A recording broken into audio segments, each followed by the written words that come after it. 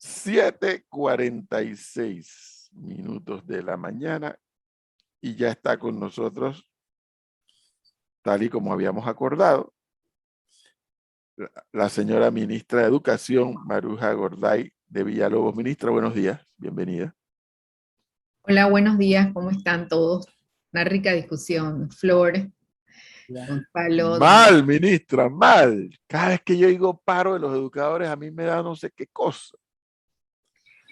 Y yo lo que me pregunto, ministra, usted en la gestión que lleva en estos 3 años, mi impresión desde afuera, como un observador, es que usted ha procurado tener los canales de comunicación abiertos con los gremios educadores. Es una impresión que yo tengo. Y si es así, me parece que es responsable y es inteligente tener los canales de comunicación abiertos con los gremios bueno, porque con ellos son los que hay que lidiar. Pero dentro de esa comunicación que usted ha logrado tener con ellos, no ha habido forma de que ellos tienen 1001 formas de protestar, menos parando las clases. Sí, correcto. Nosotros prácticamente desde que comenzó la gestión, nosotros hemos tenido múltiples reuniones, tanto con la mesa, la llamada mesa bilateral, como los que no están en la mesa. Sin embargo, comprendemos, no justificamos la coyuntura sobre situaciones que por temas de secuelas de la pandemia y por temas de la guerra están afectando a las familias panameñas, pero como creo que hablaba Gonzalo, muy responsablemente el gobierno ha generado una serie de estrategias para apoyar a la situación económica que viven las familias panameñas y que impactan en la mayoría de las familias del sector oficial. Yo tengo la fe y la esperanza, obviamente el día viernes fue un día de un llamado significativo, sin embargo yo creo que es importante resaltar, nosotros monitoreamos la asistencia a nivel nacional y nosotros tuvimos más del 95% de los centros educativos abiertos. Ya para hoy se espera una movilización, quizás con otros actores, y nosotros sí tenemos que buscar la medida de generar un diálogo, un acercamiento, porque vamos a lo que hemos estado hablando, y no es un tema de Maruja ni de la ministra, es un tema de una preocupación nacional y de la región, de que vamos a empezar a perder días de clase y nosotros sabemos lo que esto va a impactar en los aprendizajes. Ministra, yo ayer conversaba con un dirigente de AEBE, a quien pretendía invitar al programa, pero después de que le escuché todos los audios que me mandó dando la justificación de por qué ellos desde el viernes están paralizando clases y que prorrogaron esa paralización para hoy lunes y mañana martes, decidí dejarlo stand-by y quizás en otra oportunidad llamarlo, y preferí entonces llamarla a usted para ver como autoridad qué decisión van a tomar. Una de las cosas que ellos plantean es que quieren que el gobierno congele el precio de los combustibles. Entonces a eso le suman otra cantidad de problemas que según ellos hay en el sistema. El problema de la cantidad de docentes que dicen ellos que a estas alturas todavía no han cobrado. Y yo le preguntaba a ellos, qué pena, le decía al profesor, que estos profesores estén trabajando y no cobren, que no es justo, pero qué pena también que haya otros tantos que estén cobrando y que paralicen clases a cada rato y no les ocurre absolutamente nada. En algún momento el Ministerio de Educación va a decidir qué hacer con esos docentes que ya pues van a la alegre, paralizan clases, llaman al resto que no vayan a clases y no pasa absolutamente nada. Ellos siguen cobrando como si nada. Sí, nosotros ya a raíz de lo que de lo que se pudiera dar, yo creo que nosotros tenemos que empezar a revisar a partir de hoy, tengo que decirlo, las situaciones de la norma, sobre todo porque estamos teniendo otros actores que nunca hemos tenido, y tú lo sabes, Flor, tú conoces el sistema educativo, donde estamos teniendo supervisores y directores. Pero quiero responderte puntualmente. Nosotros este año, y nosotros llevamos 3 años en una capacidad de respuesta, te estoy hablando de respuesta de docentes, no de resultados de aprendizaje, de más de 5.000 docentes nombrados. Nosotros hemos superado cifras 2018-2019 exactamente por lo que ha impactado la pandemia en la migración del sistema particular, en el desarrollo de programas nuevos, etcétera, etcétera. Nosotros en este momento, porque te tengo que decir que a finales del mes de abril nosotros teníamos alrededor de 1.595 docentes que no habían cobrado, pero docentes que fueron entrando en marzo, en abril y en mayo. Como tú conoces muy bien el tema de las vacantes, de los que se jubilan, de las necesidades que empiezan a salir que no se solicitaron con anterioridad. Y a la fecha, el 28 de junio, se hizo efectivo el pago a 1.149 docentes. En este momento nos quedan, sin haber realizado el pago, nos quedan pendientes por pagar en esta primera quincena de julio 446 docentes, de 5.000 y tanto de docentes, entre los que fueron a concurso, los instructores. Yo no voy a justificar, porque yo también soy docente y yo sé lo que implica trabajar una quincena, trabajar la segunda, trabajar en un área de difícil acceso. No he trabajado, las he visitado y me solidarizo con mis compañeros. Sin embargo, es importante saber de que estamos ante un sistema, y tú lo conoces, que tiene 30 y tantos pasos antes de que llegue. Sin embargo, se les está dando respuesta a las solicitudes de los directores, que en algunos casos no solicitaron las posiciones, y todo lo que implica aumento de matrícula lo estamos cubriendo con instructores y con docentes. Entonces yo creo que de 1.595, es verdad, estamos en el segundo trimestre, en la semana 18 del año, nosotros nos quedan 446 docentes. Cuando tú me escribiste anoche dije, voy a verificar la cifra, quiero estar segura, y todavía nosotros la semana pasada, que una docente, cerraron te lo tengo que decir, cerraron la Interamericana por una escuela de Capira. Y cuando yo dije, pero ¿cómo así van a cerrar la Interamericana si yo estuve en esa escuela el martes? Es que la docente ese mismo martes se va de licencia de gravidez, ok, tiene el derecho, y ya el lunes me habían trancado, el jueves habían trancado la calle. Entonces, más que lo que impacta a nivel de la ciudadanía tener una Interamericana trancada, es la responsabilidad de esos 2.700 estudiantes que tiene esa escuela. Sencillamente la escuela no dio clase ese día. Nosotros obviamente tenemos que subir eso al sistema, y eso no es que ya hoy tengo el docente, antes de 3 semanas ese docente no llega. Ese es el sistema. La organización del director o del profesor, ministra, porque el director de escuela pudiera resolver la situación de ese grupo que va a quedarse sin ese docente durante una semana o 2 semanas quizás, con el resto no entendí qué pasó, la verdad no entendí qué pasó, y sobre todo que yo había estado ahí. Yo creo que yo voy a generar un acercamiento con la directora, porque la directora me dio muy buena impresión. El trabajo que se está haciendo en esa escuela es de lujo, pero tuvimos que mandar un personal, ahora estamos mandando personal a todas las escuelas.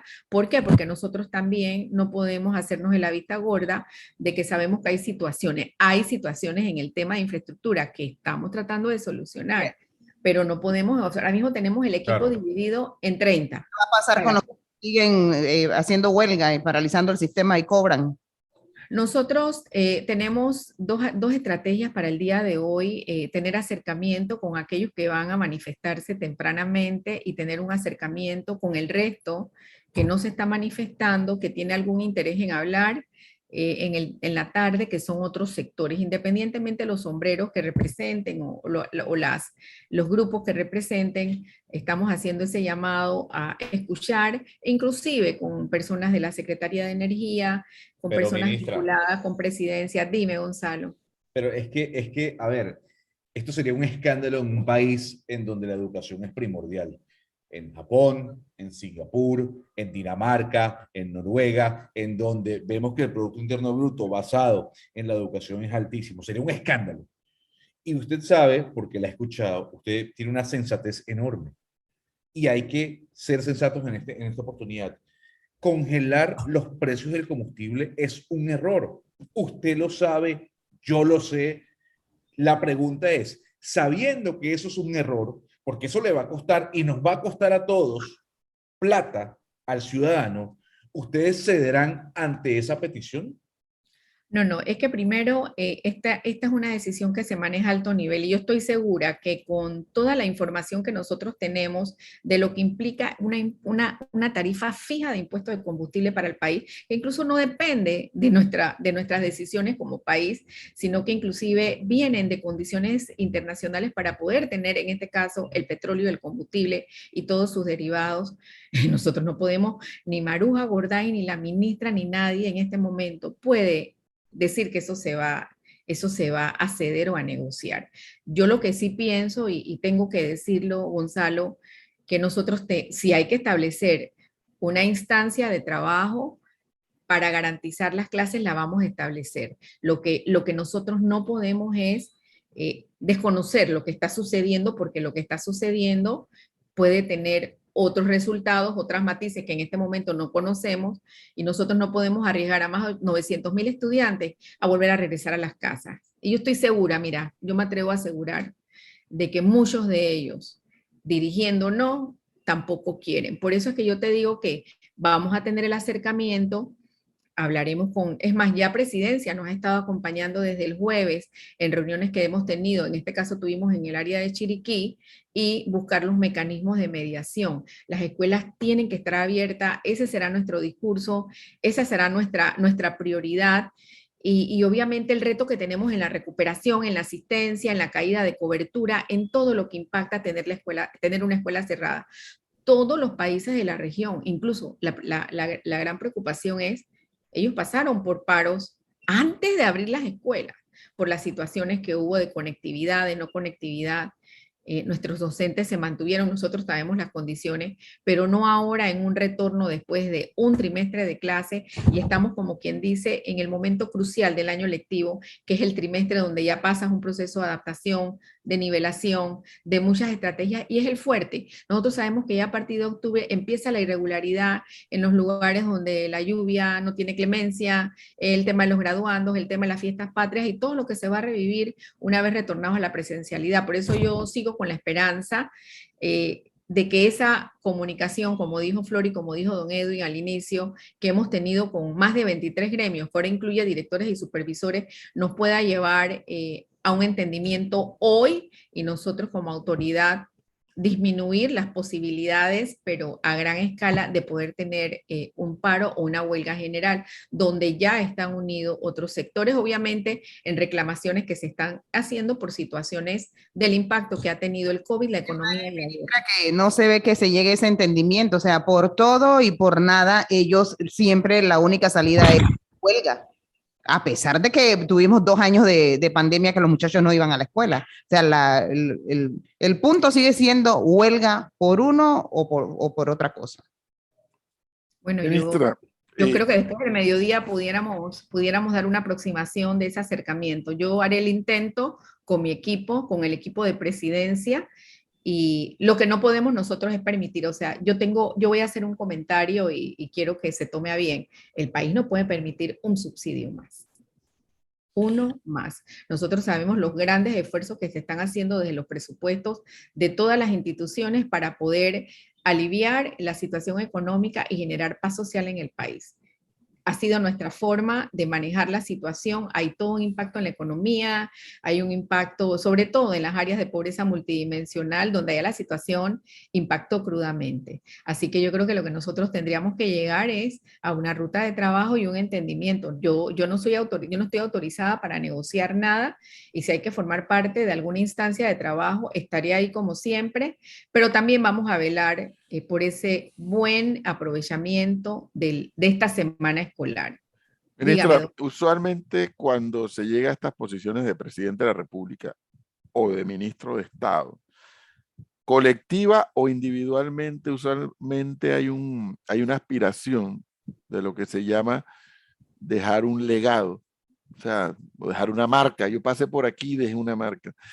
En el caso de Maruja Villalobos, me pregunto si uno de sus legados podría ser, luego de conocida la crisis en que en el mundo estuvimos todos sumidos por el COVID-19, y el tema, usted lo mencionó hace un segundo atrás, de la conectividad con el internet y demás, en los 2 años que quedan de gestión, podríamos pensar que habrá un esfuerzo tenaz, quisiera ponerlo en esa categoría de tenaz, porque esa conectividad para efectos de educación tenga una mayor cobertura. Me refiero, por lo menos, por ejemplo, ¿qué cantidad de escuelas públicas ya tienen las conexiones necesarias con el internet para tener laboratorios de informática y demás? Sí, precisamente nosotros hemos iniciado ya el equipo de trabajo que está reglamentando la ley de política pública de equidad digital. Yo creo que esa ley va a ser el paraguas, estoy segura, el paraguas de transitar a esa transformación digital de la educación. Incluso esa ley establece contar con una asociación de interés público tipo Indicasap, tipo Infoplazas, donde ese equipo que inicia una propuesta, que es lo que estamos haciendo, pudiera mantener independientemente de cambios de figuras gubernamentales o de pedidos de gobierno, quedar con esa idea y esa misión. Nosotros en este momento tenemos 1.790 centros educativos con conectividad, que es el 57% de los centros. Hay un tema, la conectividad está alojada en las direcciones, en las áreas administrativas y en los laboratorios de informática.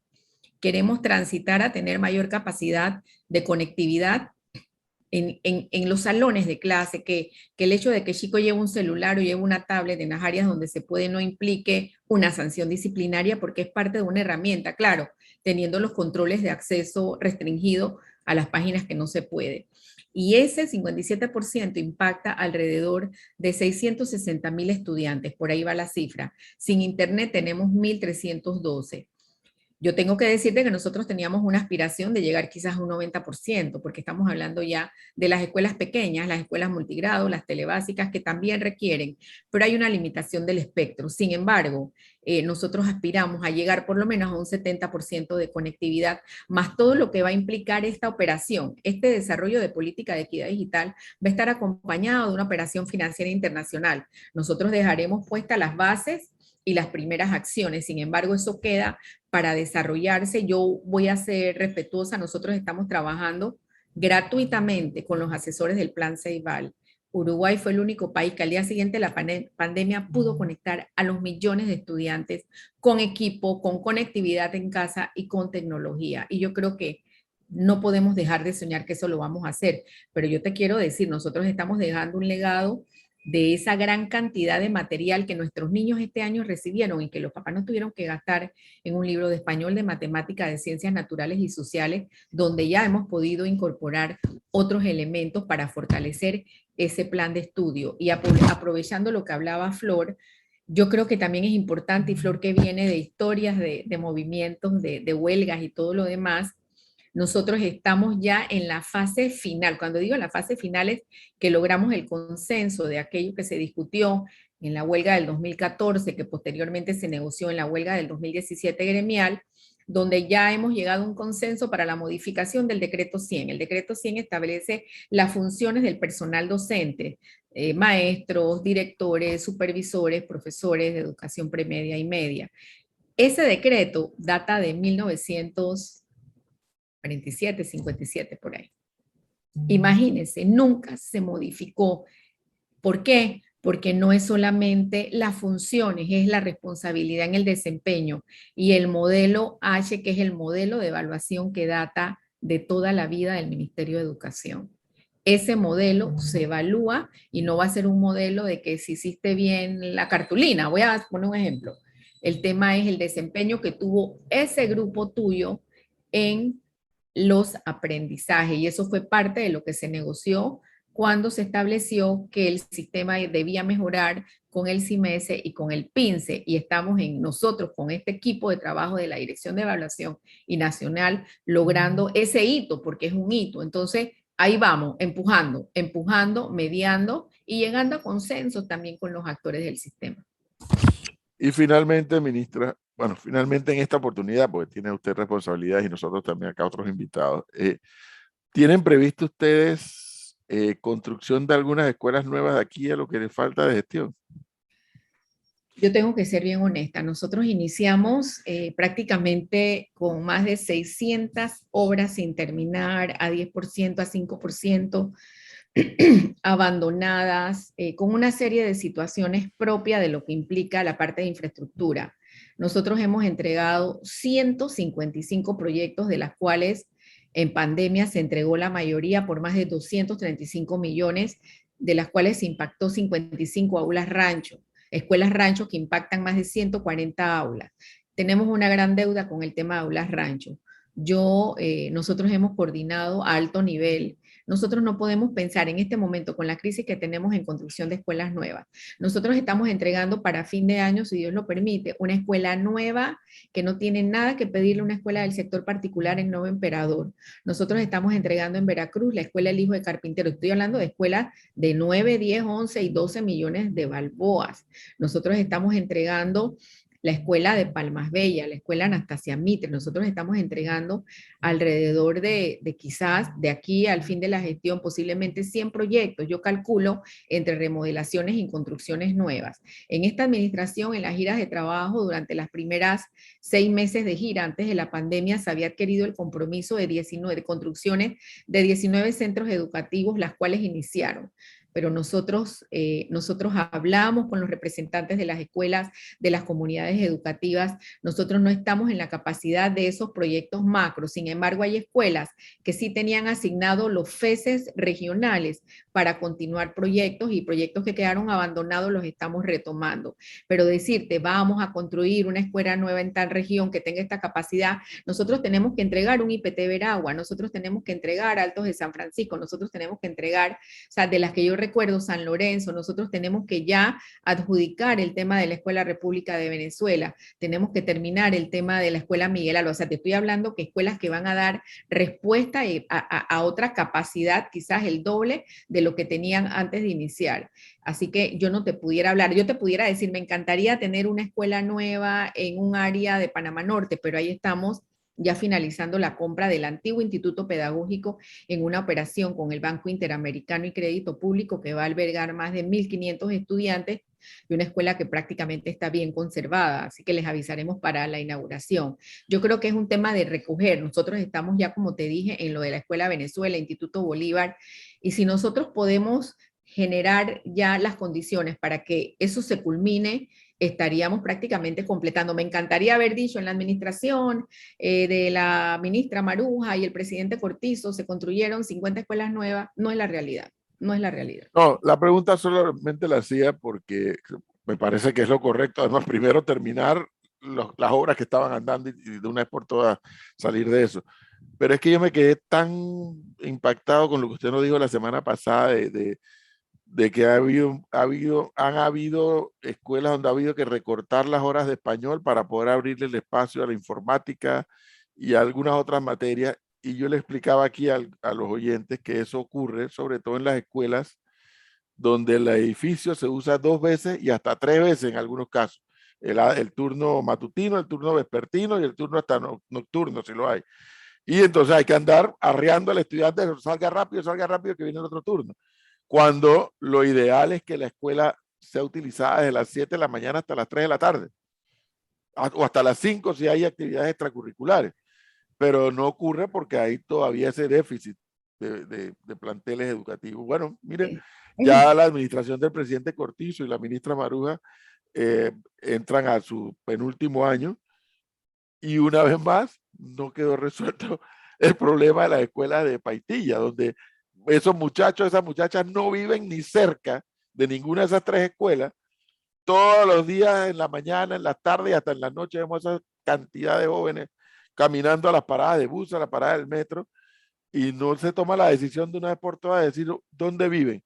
En Panamá Norte, en Panamá Este, en Panamá Oeste. Bueno, hay que crear las escuelas que están allá.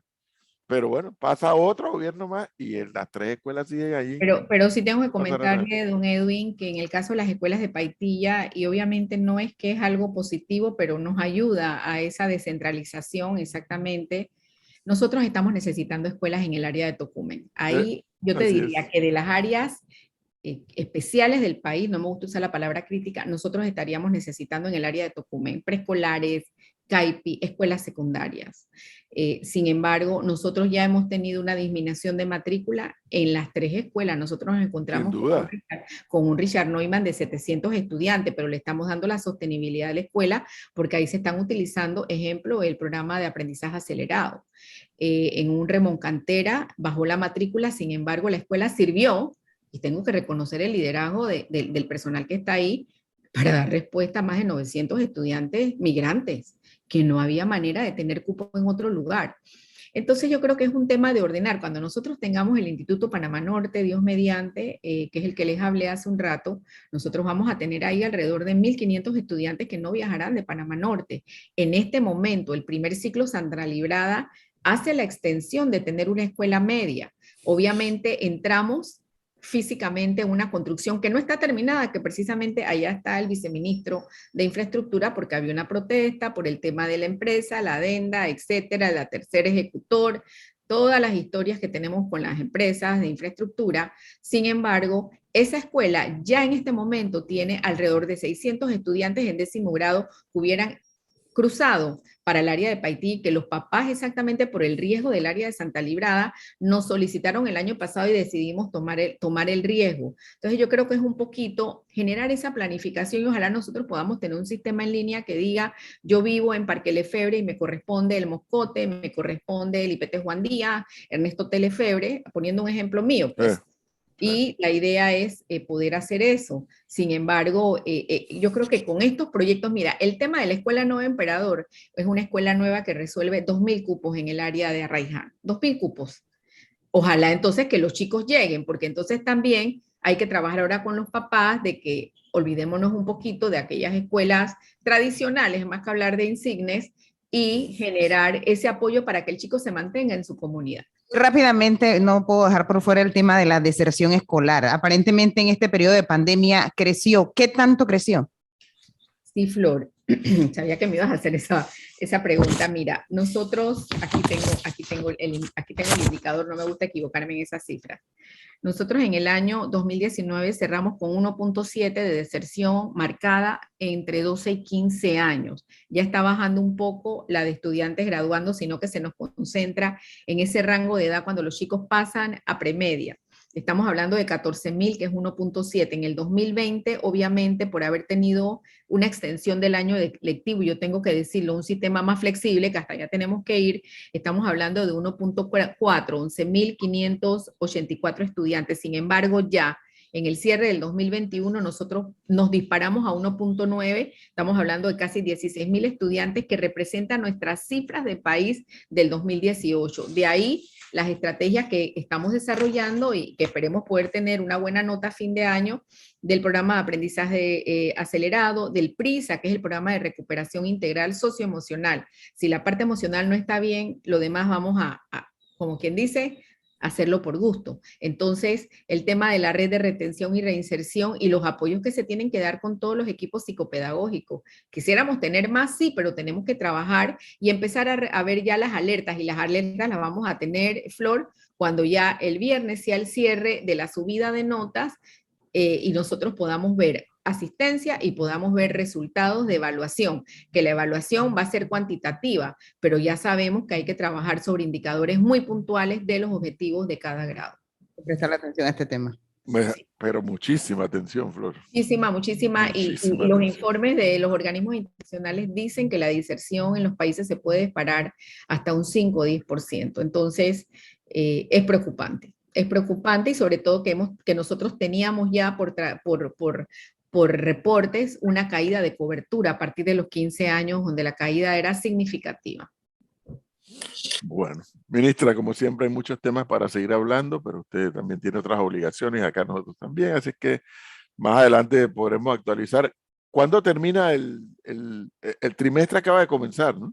Sí, esta es la tercera semana, el tiempo pasa muy rápido. Del segundo trimestre, correcto. Sí, del segundo trimestre, ya a fin de julio, la 1 de agosto, se entregan las becas, PASEU y todo lo correspondiente. Extendimos el periodo de recoger información y el segundo trimestre está terminando la segunda semana de septiembre. Vamos a adelantar, se hicieron ajustes sobre la práctica social que estaba normada y estamos adelantando también la práctica profesional de los estudiantes por cualquier contingencia sobre la experiencia que tuvimos en el 2020 y sobre todo generar más espacio en el sector empresarial y el sector productivo del país.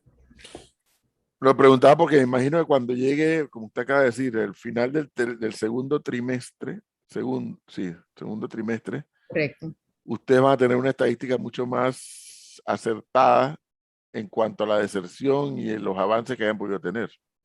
Bueno, Con seguridad. sí la tendríamos más precisa, pero el comportamiento nos dice Precisa es la palabra. que lo que ocurrió durante los primeros meses, si no lo pudimos reestructurar o redireccionar, se va a mantener. Entonces sí vamos a tener, recuerde que ahora la beca se paga, el PASEU se paga por asistencia. Ahí vamos a tener uno de los primeros indicadores. Igualmente hemos establecido comités regionales, comités locales, las escuelas que han tenido mejores experiencias, escuelas hermanas, para apoyar ya algunas alertas que estamos teniendo. Estamos teniendo alerta, obviamente, en las áreas donde la pobreza impacta más, ¿no? Bueno. Ministra, muchas gracias.